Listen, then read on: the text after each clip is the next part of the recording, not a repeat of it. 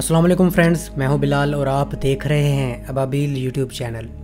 Guys 1960s میں Soviet union کے leader نکیتا نے اپنی قوم کو مخاطب کرتے ہوئے کہا کہ ہمارے پاس ایسی شپس ہیں جو بریجز کے اوپر سے جمپ کر سکتی ہیں۔ سوویت لیڈر کے ان مخفی الفاظ نے مغربی دنیا کے حکمران کو الجھا کر رکھ دیا کہ سوویت یونین کے پاس ایسی کون سی جدید ٹیکنالوجی آ گئی ہے یا ایسا کون سا خفیہ منصوبہ ہے جس کی بو نکیتا کی باتوں سے آ رہی ہے۔ گائز سوویت لیڈر جس بارے میں بات کر رہا تھا وہ ایک ایسی مشین تھی جو اس سے پہلے دنیا نے کبھی نہیں دیکھی تھی۔ یہ ایک ایسا بحری جہاز تھا جو کسی بھی ایئر کرافٹ کی طرح تیز ترین اور وقت آنے پر اپنے آپ کو پانی کی سطح سے اوپر اٹھا لیتا تھا۔ یہ سوویت یونین کی خفیہ اور یونیک ٹیکنالوجی تھی، لیکن یہ دوہیکل اور منفرد بحری جہاز سوویت یونین کے ختم ہوتے ہی منظر سے غائب ہو گیا۔ گائز 1950s میں دنیا کی سب سے تیز ترین بوٹس ہائیڈروفوئلز تھیں۔ اس قسم کی بوٹس میں ونگز ہوتے تھے جو کہ اس کے ہل کے ساتھ اٹیچ ہوتے تھے، یعنی کہ انڈر واٹر اس کے ونگز ہوتے تھے، اور یہ ایک انجینئس انوویشن تھی کیونکہ سپیڈ میں اس بوٹ کے ونگز اس بوٹ کو پانی سے تھوڑا اوپر اٹھا لیتے تھے، جس کی وجہ سے اس بوٹ کو پانی کی مزاحمت کم ہو جاتی تھی جو کہ اس بوٹ کو مزید ہائر سپیڈ مہیا کرتی تھی۔ یہی وجہ تھی کہ یہ بوٹ اس وقت کی تیز ترین بوٹ تھی، لیکن تیز ترین ہونے کے باوجود یہ بوٹ 110 کلومیٹر پر آر کی سپیڈ سے زیادہ نہیں جا سکتی تھی۔ یہ ایک خلا تھا جسے پر کرنا ضروری تھا اور اس پرابلم کو انجینئرز بھی سالو نہیں کر پا رہے تھے، لیکن ایک سوویت ہائیڈروفوئل ڈیزائنر روتسلاف الیگزیف کے پاس اس مسئلے کے حل کے لیے انقلابی آئیڈیا تھا۔ الیگزیف کا خیال تھا کہ اگر ہائیڈروفوئل بوٹس کے تمام ونگز چینج کر کے آؤٹ آف دا واٹر لگا دیے جائیں، یعنی کہ یہ ونگز پانی کے اندر نہ ہوں بلکہ پانی سے باہر ہوں، یعنی کہ اس کی ٹیکنیک کو ہائیڈروڈائنمکس سے چینج کر کے ایروڈائنمکس کر دیا جائے، لیکن اس کے لیے پہلے کی طرح ان امیجنیبل سپیڈ کی ضرورت تھی جو کہ انڈر واٹر ونگ سے بنتی تھی۔ اور اگر ایک دفعہ الیگزیف کی یہ انقلابی شپ اتنی ہی سپیڈ حاصل کر لیتی ہے تو یہ شپ پانی کو چھوڑ کر یعنی out of the water move کر سکے گی، لیکن یہ شپ ایئر کرافٹ کی طرح نہیں اڑ سکے گی بلکہ ہوا کا سہارا لیتے ہوئے پانی سے اوپر اڑ پائے گی، یعنی کہ سرفیس سے تھوڑا اوپر۔ گز جب طیارے لینڈنگ کرتے ہیں یا گراؤنڈ کے بالکل کلوز ہوتے ہیں تو طیاروں کو ایکسٹرا لفٹ ملتی ہے اور یہ ایسا لگتا ہے کہ جیسے طیارے زمین پر لینڈ نہیں کرنا چاہتے۔ اس فینومینون کو گراؤنڈ ایفیکٹ کہتے ہیں اور الیگزیف اسی گراؤنڈ ایفیکٹ کو اپنی انقلابی شپس کے لیے یوز کرنا چاہتا تھا۔ اپنے آئیڈیا کو پروو کرنے کے لیے الیگزیف نے کچھ اسکیل ماڈل بنائے اور کچھ سمال پروٹوٹائپس بھی بنائے، لیکن اس کے کنسیپٹ کو فلی ڈیولپ کرنے کے لیے الیگزیف کو بہت سارے ریسورسز کی ضرورت تھی، اور یہ 60 کی دہائی میں ایک ہی صورت میں ممکن ہو سکتا تھا کہ الیگزیف اپنے اس آئیڈیا کا ڈیمو سوویت یونین فوج کے سامنے دے۔ گائز الیگزیف کی ان شپس کو اکرانو پلان کا نام دیا گیا اور یہ شپس ایئر کرافٹ کی طرح لیکن سطح کے پاس اڑ سکتی تھی۔ ان کی سپیڈ ایئر کرافٹ کی طرح تھی اور لو سرفیس کی وجہ سے یہ ریڈار میں بھی نہیں آتی تھی، اور پانی سے بالکل باہر ہونے کی وجہ سے یہ سونار سسٹم کے پکڑ میں بھی نہیں آتی تھی، اور نہ ہی پانی میں بچھائی گئی مائنز اس کا کچھ بگاڑ سکتی تھیں۔ اس کے علاوہ اکرانو پلانس کم گہرے پانی والے ساحل اور بیچز پر بھی جا سکتی تھی جہاں روایتی شپس نہیں جا سکتی۔ اس کے علاوہ الیگزیف کا دعویٰ تھا کہ یہ اکرانو پلان سستے اور انہیں بلڈ کرنا آسان ہوگا۔ دوستو الیگزیف نے اپنے اس آئیڈیا سے چھوٹے پروٹوٹائپ بنا کر ملٹری براس اور سوویت لیڈر نکیتا کی اٹینشن حاصل کر لی۔ سوویت لیڈر نے اس ٹیکنالوجی میں پوٹینشل دیکھا اور یہ بھی کہ اس قسم کی ٹیکنالوجی امریکہ کے پاس بھی نہیں ہے، سو نکیتا نے ملٹری فنڈنگ کے دروازے الیگزیف پر کھول دیے تاکہ الیگزیف اور اس کی ٹیم اس آئیڈیا پر کام کر سکے اور جلد سے جلد اسے پایا تکمیل تک پہنچا پائے۔ اور دوستو صرف 5 سال کے عرصے کے اندر الیگزیف اور اس کی ٹیم نے سمال پروٹوٹائپ سے، جن کا وزن صرف چند ٹن ہی تھا، ایک بڑا 265 ٹن کا مانسٹر شپ بنا لیا جسے کوربل میکٹ یعنی KM کہتے ہیں، اور زیادہ تر اسے کیسپین سی مانسٹر کے نام سے جانتے ہیں۔ یہ KM یا سی مانسٹر 600 ٹن کا وزن اٹھا کر 650 کلومیٹر فی گھنٹہ کی سپیڈ سے دوڑ سکتا تھا، اور کچھ سورسز کا کہنا ہے کہ یہ 750 کلومیٹر پر آر کی سپیڈ سے بھی چل سکتا تھا۔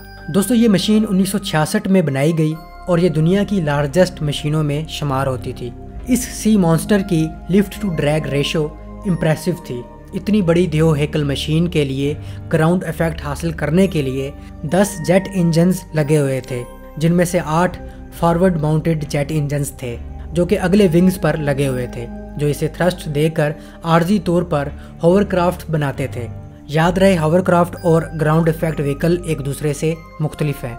दोस्तों, जब 8 इंजन इस मॉन्स्टर को ग्राउंड इफेक्ट मुहैया कर देते और एक दफ़ा जब ग्राउंड इफेक्ट हासिल हो जाती तो ये 8 फॉरवर्ड इंजन बंद कर दिए जाते थे और सिर्फ 2 इंजन इस सी मॉन्स्टर को मूव करने के लिए काफ़ी होते थे, जो कि 600 टन के वजन को एयरक्राफ्ट की स्पीड की तरह लेकर जाते थे। गाइज, इस सी मॉन्स्टर के 1966 में पहले टेस्ट के बाद इसने प्रूव किया कि इक्रेनोप्लान का मुस्तकबिल शानदार है और इस पर मजीद काम भी किया जा सकता है। लेकिन इस सी मॉन्स्टर के साथ कुछ मसाइल भी थे, जैसा कि इसके लिए केयरफुल मेंटेनेंस की ज़रूरत थी। इसके 10 इंजन को साल्ट वाटर और फॉरेन ऑब्जेक्ट्स की वजह से डैमेज होने का ख़तरा था। इसको ऑपरेट करना भी इतना आसान नहीं था क्योंकि ग्राउंड इफेक्ट पर इसे सेफली उड़ाना आसान नहीं था। इसे मोड़ काटने के लिए काफ़ी लंबे फासले की ज़रूरत होती थी, जिसका मतलब था कि दूसरी शिप्स और ऑब्स्टिकल्स को एडवांस वार्निंग देना पड़ती थी। और दूसरा ये कि ये मॉन्स्टर काम वाटर पर चलता था, कभी इसका तजुर्बा हाई सीज या खुले समंदर में नहीं किया गया था। ये चैलेंज थे जो इस नई किस्म के व्हीकल के लिए दरपेश थे। और ऐसा कब हुआ है कि नई चीज़ पहली दफ़ा ही परफेक्ट बन गई हो। एक बल्ब को बनाने के लिए सैकड़ों तजर्बे किए गए, एक परफेक्ट त्यारा भी पहली बार नहीं बन गया था। तो जिसने पानी से 5 से 14 मीटर ऊपर शिप को ग्राउंड इफेक्ट पर चला दिया था, वो और उसकी टीम इन चैलेंजेस से निपटने के लिए भी अहलियत रखती थी और एलेक्सीव और उसकी टीम इन खामियों पर काम भी कर रही थी। लेकिन अब बहुत लेट हो चुका था क्योंकि KM की पहली फ्लाइट के बाद सोवियत लीडर चेंज हो चुका था और सारा मिजाज ही बदल दिया गया। नए लीडर ब्रेशनेव में ना सब्र था और ना ही ये रिस्क टेकर थे, यानी ये खतरा मोल नहीं लेते थे। इन्होंने इक्रेनोप्लान डेवलपमेंट को गैर ज़रूरी समझा। बजाय इस प्रोजेक्ट को आगे बढ़ाने के इन्होंने दूसरी रवायती मिलिट्री प्रोजेक्ट्स पर ज़्यादा जोर दिया और ये एलेक्सीव के लिए बुरी खबर थी। 1968 में एलेक्सीव को हाइड्रोफॉइल ब्यूरो के डायरेक्टर से हटाकर सिर्फ इक्रेनोप्लान प्रोग्राम का हेड बना दिया गया, जिसका बजट पहले ही बहुत कम कर दिया गया था। एलेक्सीव और उसके इंजीनियर्स ने अपना फोकस रिसोर्सेज के मुताबिक छोटे इक्रेनोप्लान पर शिफ्ट कर दिया, जो कि 150 ट्रूप्स कैरी कर सकता था और ग्राउंड इफेक्ट पर ही फ्लाई कर सकता था। इन कैपेबिलिटीज़ के साथ भी कुछ कंप्रोमाइज़ करना पड़ा, जैसा कि इसकी लिफ्टिंग कैपेसिटी भी गिरानी पड़ी। गाइस, सोवियत नेवी में ओनली 3 इक्रेनोप्लान शामिल किए गए और ये मजीद नहीं बढ़ सके क्योंकि सोवियत यूनियन माशी तौर पर कमज़ोर होता जा रहा था। दोस्तों, 1975 में सोवियत यूनियन की ब्यूरोक्रेसी ने एलेक्सीव को दोबारा डिमोटेड कर दिया और इसे इक्रेनोप्लान के हेड से हटाकर एक आम सा एम्प्लॉय बना दिया गया।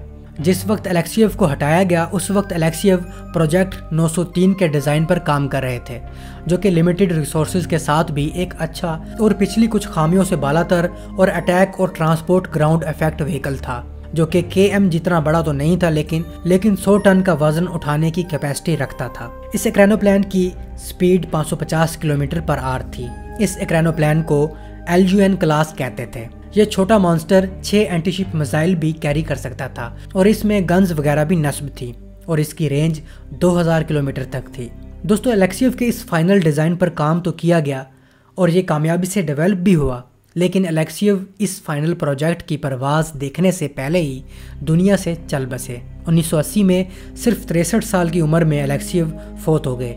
ये LUN क्लास इक्रेनोप्लान 1987 में सोवियत नेवी में शामिल हुआ, लेकिन जैसा कि आपको पता है कि ये सोवियत यूनियन की आखिरी सांसें थी और 1991 में सोवियत यूनियन टूट गया था और जो चंद एक इक्रेनोप्लान बनाए गए थे इन्हें सर्विस से निकाल दिया गया। दोस्तों, ये एक नई टेक्नोलॉजी थी जो वक्त की सितम ज़रीफ़ी का शिकार हुई। अगर एलेक्सीव को फ्री हैंड और रिसोर्सेज मिलते तो ये टेक्नोलॉजी मुस्तकबिल का हिस्सा बन सकती थी और इक्रेनोप्लान्स आज की जदीद दुनिया का हिस्सा होते। खुद सोचें, अगर इस टेक्नोलॉजी पर एलेक्सीव को मजीद काम करने दिया जाता तो एलेक्सीव यकीनन इस सी मॉन्स्टर को मजीद ऊंचाई पर उड़ाने के काबिल बना सकता था और एलेक्सीव का ये दावा भी था। दोस्तों, ये मशीन पैसेंजर भी कैरी कर सकती थी और किसी भी कार्गो एयरक्राफ्ट या कार्गो शिप की निस्बत तेजी से कार्गो डिलीवर भी कर सकती थी, जो कि ट्रेड के लिए भी बहुत बेहतर होता। लेकिन ये मशीन बदकिस्मती से अपने लिए रिसोर्सेज हासिल करने में नाकाम रही। گائز جب سوویت یونین 60s میں اس نئی ٹیکنالوجی پر کام کر رہا تھا تو اس پروجیکٹ نے امریکہ اور ویسٹرن ممالک کو ہلا کر رکھ دیا تھا۔ ہوا یہ تھا کہ جب سوویت یونین کے لیڈر نے فخر سے کہا کہ ہمارے پاس ایسی شپس ہیں جو برجز کے اوپر سے جمپ کر سکتی ہیں، تو امریکہ کو تشویش ہوئی۔ امریکہ نے سوویت یونین کی مزید جاسوسی شروع کر دی۔ 1967 میں امریکہ نے سپائی سیٹلائٹس کے ذریعے KM کی ٹیسٹنگ کی کچھ تصاویر لے لی تھیں۔ ان تصاویر نے امریکہ کو پزل کر دیا تھا کہ یہ کس قسم کا ایئر کرافٹ ہے، اور امریکہ کی انٹیلیجنس CIA نے اسے کیسپین سی مانسٹر کا نام دیا تھا، کیونکہ سپائی سیٹلائٹ نے اسے کیسپین سی میں دیکھا تھا۔ ایک تو کولڈ وار پیک پر تھی، اور دوسرا اس ڈسکوری نے بھی امریکہ کو مجبور کیا کہ وہ پروجیکٹ ایکولائن کے تحت ان مینڈ ایریل وہیکل بنائے، تاکہ سوویت کے اس کرافٹ کو مزید قریب سے جانچ پڑتال کیا جا سکے یا اس کی مزید جاسوسی کی جا سکے کہ یہ کیا چیز ہے۔ گائز الیکسیو کا لاسٹ اکرینو پلان یعنی کہ LGN کلاس اس وقت کیسپین سی کے ساحل پر کھڑا ہے۔ اب تک کے لیے اتنا ہی۔ امید ہے آپ کو یہ ویڈیو پسند آئی ہوگی۔ اگر آپ کو ویڈیو پسند آئی ہے تو چینل کو ضرور سبسکرائب کیجیے گا اور بیل آئیکن کو بھی پریس کیجیے گا تاکہ اسی طرح کی مزید دلچسپ ویڈیوز آپ کو ملتی رہیں۔ اپنی دعاؤں میں یاد رکھیے گا۔ اللہ حافظ۔